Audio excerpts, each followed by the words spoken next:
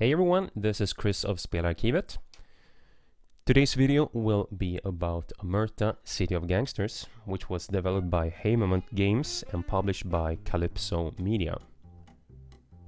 Now, Omerta is a game, a tactical, turn-based sort of action game with empire building elements built into it. And as usual, my video is not a review as such, but more a overview of the game's graphical user interface, menus and stuff like that.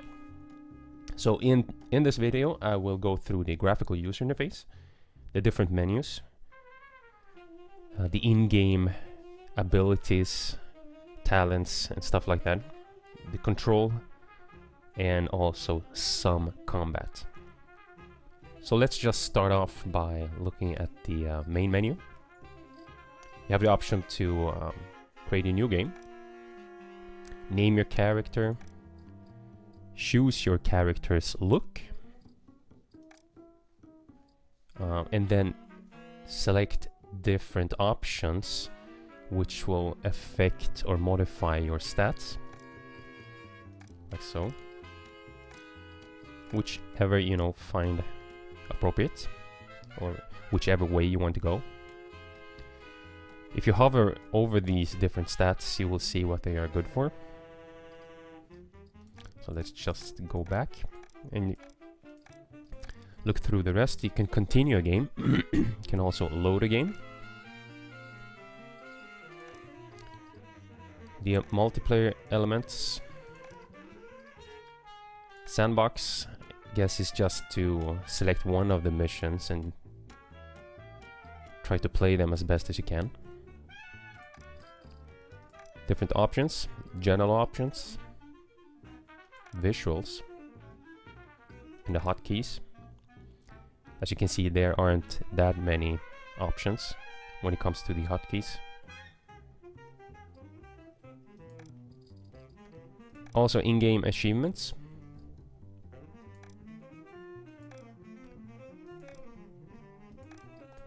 And finally, the credits. Also, you can exit the game, of course. I'll just start a new game. And I will take you through the beginning. Just skip that part. The game takes place in the city, Atlantic City, where you are this newly arrived immigrant that will who wants to make his mark in the world. So at the start of the game, you only have one option, main avenue, and as you progress through the game, you will move around the city to different areas, and thus also getting different missions. You will start off at main avenue, and this will show you the different rewards that you will get. We'll just skip this part to get into the game, and I will show you the in-game menus. This shouldn't take too long. I'll just skip that part. First part is just to move your camera. You can either do this by the arrow keys or by moving the mouse towards the edges. You can also click on the minimap to move around. Either click or click and hold and drag. So at the start, you can see that you have one spot that you can select, a one house building, and it is your hideout. So just click on that one. Always with your hideouts and some of your buildings, you have an option to upgrade. And in this case, also you have an option to decorate. So for instance, the hideout upgrade is that you can add additional storage, or you can decorate your house or your hideout. You can always press escape to go back in the menu structure. So the game is about gaining territory, earning money, dirty money, clean money. You can also, you know, bribe sheriffs and judges and go on out on missions. You can also rent different buildings that will, or take over different buildings that will enhance or enlarge your empire, if you will. So if you take a look at the in-game menus as such, you have the minimap up on the left. You also have a gang management, which is only you, the boss, so far, but you can double-click him, examine him. Here you have the stats, the weapons you have at the moment, your different talents, and these are unlocked as you progress through the game. Persistent wounds, different perks. At the moment you don't have any perks. I will show you this later on. Your bio. And as you can see, you will have access to a lot of different gang members later on. You also have the jobs menu, and later on in the game you will have people that will buy different items from you or sell different items to you, like beer, liquor, firearms, money, and specials. Also, you have an option for fire sale, and this comes in handy when you need to get rid of a lot of items like beer, liquor, and firearms, because at the moment, if you look down at the bottom here, you have the menu, and also this shows you your dirty money, your clean money. This is your storage, and when this one gets full, you need to start a fire sale to get rid of the I'm not sure if it's called overlaps. No. Well, anyway, you have to get start selling all the beer and firearms that you have. And this is your liked rating and your feared. These affect different things, like the feared rating will make it possible to buy cheaper buildings or at a cheaper price. And this is the heat. And as you progress through the game, your heat level will go up. So anyway, let's continue on. To select the mission, you just click a building, and this is an informant building, so this will let you gain more information regarding the area you're in. So I'll just spend either big spender, which will spend cash, 5 dirty money, or shares. In this case, will cost 1 bear, and as it has, I currently have 1 beer, so I'll just select that one. Good job, boss. So now the boss will go out on this mission, and you can zoom in by using the middle mouse button, the scroll wheel. You can also click the middle mouse button to pan the camera around. Okay, so the mission is completed. Just click his portrait, and the next mission will be available to you. So I'll just raid this one, start the raid, and we will raid this building for 20 beer. This is a sort of home brewery. No rest for the boss. There are far too many opportunities. And at this point, it's a good idea to have another gang member. So I will take a look at Squigs, his talents, perks, and so on, and I will hire him. And he will cost a daily salary of $15. Oh, inside the gang overview, you can also switch between your gang members quickly with the arrows. Hi, boss. Okay, so he is hired, and the next objective is to gather 40 beer casks. So I'll just select this building here, and raid that one and select whom I will assign to the mission. So start. The boss is ready, so I'll just click his portrait, and the relationship with this brewery right now is cold. And if you keep raiding, the place will probably go out of business. You can always click a portrait to see where that particular person is at the moment. So I guess I'm this fellow right here. Yeah. So Squigs is ready with his mission. I'll just click OK, and now we will go into the jobs menu. And as you can see, we have one opportunity here to either buy or sell. In this case, Ben O'Connor here is buying 30 beer for $450, and as it happens, we have 45 beer at the moment, so we will sell him 30, and I will send the boss to take care of this business. At times in the game while playing, you have to just sit and wait for the different missions to complete, but usually they don't last too long.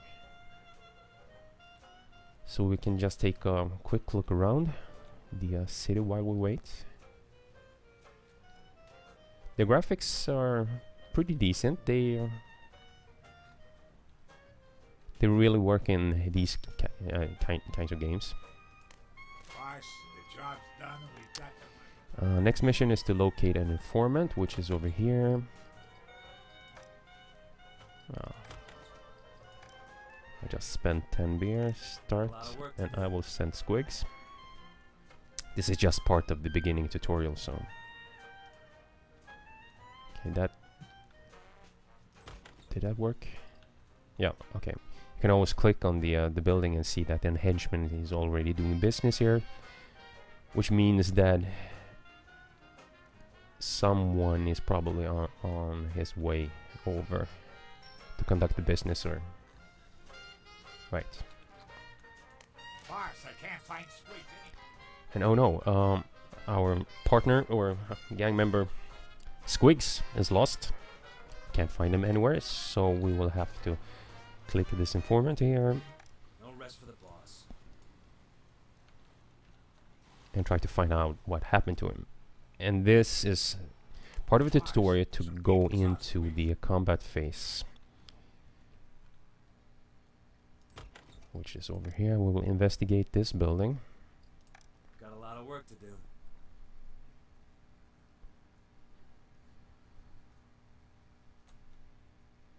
This will take a while, but it will eventually take us into the combat phase of the game. And you can rent different buildings. You can do this to gain extra storage and things like that, and you can take over different businesses like pizzerias to gain more clean money. Okay, so this is the combat tutorial. Right now I can only assign the boss, so I will assign him. Start this scenario. So, if you look around, this is the place where I'm supposed to go to free Squigs. So, if you look at the user interface, at the top left we have the main menu, and this icon over here indicates how many visible enemies you have right now. You can end the turn, which will end your turn. You have your boss portrait, and these are the different attacks, abilities, or the talents. I'm not sure what they're called. This is your health, your courage. If your courage goes down, if you take a lot of damage, your courage can go down, and you will probably make more mistakes or even panic. You also have the action points, which are mostly related to the attacks you do. So this one, for instance, costs 6 action points. You also have your movement points, which in this case are 12. And you can move your camera around or pan your camera around and left click anywhere to see how many steps. While the sort of cursor area is white, the movement is within your current movement points. But if they turn red, the character, I think he will continue on the next turn. You just double click twice on the area for him to start moving, and end your turn. Nothing much happening in this turn. Okay, so I will go over there. I'll take care of it. So this is the first enemy. 8 points. Is it possible to reach him? Yes. And as you see, when I'm within reach, this is the boss is sort of a melee person, uses knives, so I need to be very close. This won't work, but I can access him or attack him from here. So I'll just double click that one. And at this point, you get the turn order. Okay, so first I will play, and then the gangster, then me again, and so on. So let's see here, 6 points. Just move on up, and I have 12 action points. So this attack costs 4 action points. This one 5, and this one 6. I'll just choose the cheapest one. Try to hit him. So 4 points were spent. I have 8 to go. That was a miss, and my final attack missed. Okay, not much I can do. Just end the turn.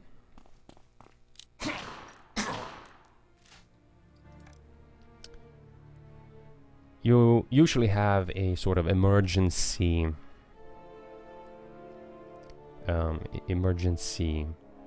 ability, if you will. In this case, I will heal half of the damage taken, but this is only useful, I think, once per mission or per scenario. You can also see that the bleeding icon will cause 10 damage each turn for 4 turns in this case. So I'll have to keep this in mind. Try to kill this guy real quick. I'll just move up on here, attack him. Time to meet your maker. That's better. So we'll see, I took an additional 10 damage.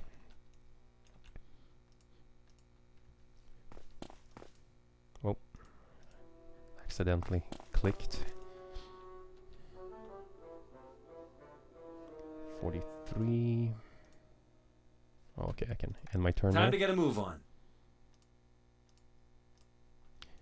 And at certain points you need to click the specific point, like this wrench, to open the door, and we are good to go. Now, when we have rescued Squigs, we have to escape also. And you can see that the turn order has changed. So there are still 2 gangsters, 2 enemies to go. And it's the boss's time. Guess I will move on up there. End my turn. Yeah, boys. He can move 10 steps. We'll move over there. And his turn. Ah, I need a doctor. Yes, you do need a doctor. So I will use the second wind option.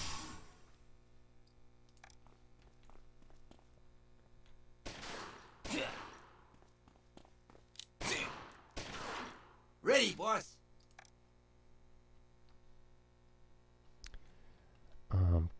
Can he? You can see the percentage chance. The 17 that pops up, I think that has to do with the coverage. So the hit chance is 41% at this point. So I will just move a bit closer first. Just right click and go up to that point. Try that again. And the hit chance has increased to 52, but I can at this point also have a clear line of view towards the other enemy. So I'll just try to hit him because the hit chance is higher.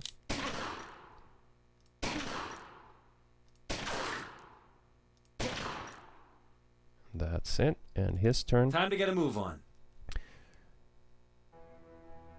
Of course, the second wind ability or skill in this case would have removed all negative conditions, so I should have used that in the beginning, but too late to argue about that right now.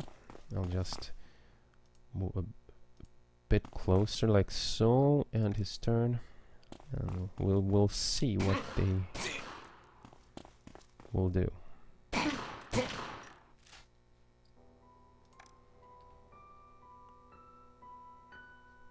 He also has a one-time use, which will allow him to enter defensive stance. So I guess he will do that right now and attack.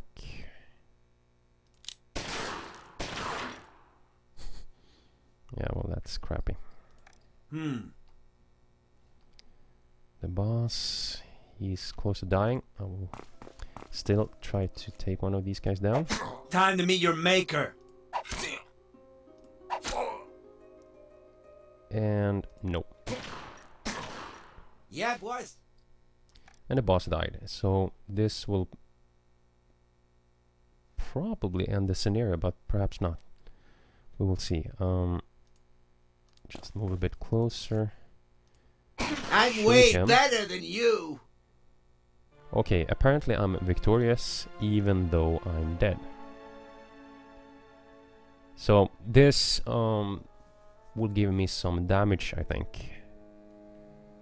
Initiative reduced by 3. So if we go back into the game, thanks for saving me from those thugs, boss. You can see the bandages here, and if I click him, you have a persistent wound, which at this point I'm not really sure how you take care of these. Anyway, so this particular scenario had the reward of leveling up, so I will do so. And you have all of these perks you can choose from, and they do different things. So just choose the one which fits you the most and confirm. Also Squigs leveled up, so I'll just choose whichever. And the next mission is to make 1000 dirty money, and you can do this in a variety of ways. You can either raid different breweries. You can take a look at the map here. Here's an informant which will unlock more of the map. Here you can raid or rent. I think raid will give you some money, and rent will give you 25 extra storage for the cost of 100 dirty money.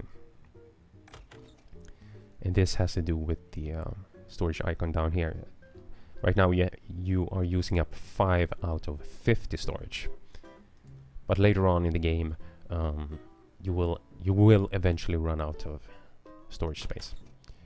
Here's another informant. So a good thing is to unlock parts of the map. I don't have 10 beers, so I'll have to spend some dirty money.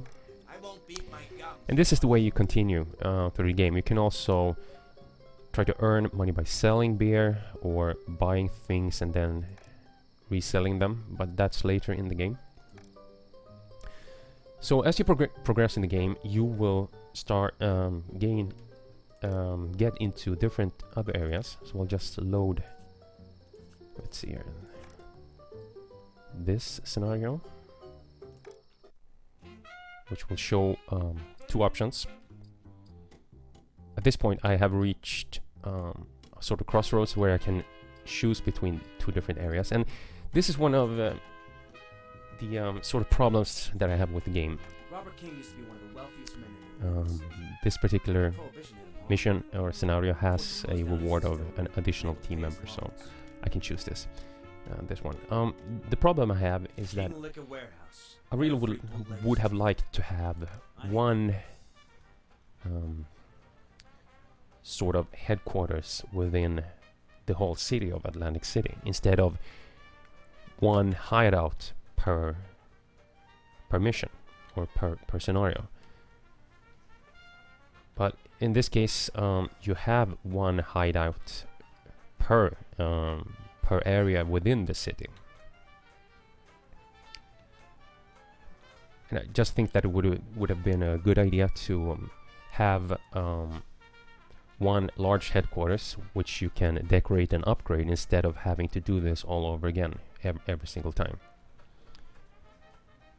And the other problem I had with the game was that I felt that as you progressed, all the missions felt the same. You raided these different breweries and things like that, and you went on these combat missions, and you can bribe deputies or buy weapons and call in favors, things like that. And every single mission I tried, you did the same thing. So anyway, I'm not sure I have anything else to say regarding this game. This was a quick overview of the game Omerta, City of Gangsters. My name is Chris, this is Spelarkivet, and I hope you enjoyed this video. So thank you very much.